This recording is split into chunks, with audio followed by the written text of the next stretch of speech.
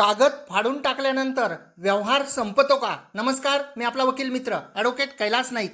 एखाद्या मिळकतीबाबत नोटरी दस्त केला जातो किंवा स्टॅम्प पेपरवर व्यवहार केला जातो.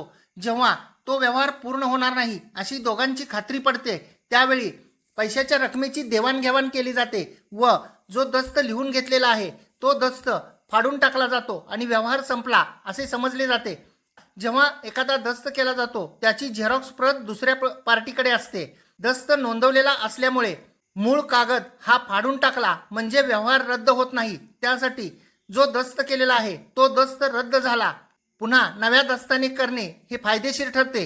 म्हणजेच तक्रारीला वाव राहत नाही, कारण झेरॉक्स प्रतीवरून सुद्धा पुन्हा त्या मिळकतीबाबत क्लेम केला जाऊ शकतो, रकमेची मागणी केली जाऊ शकते.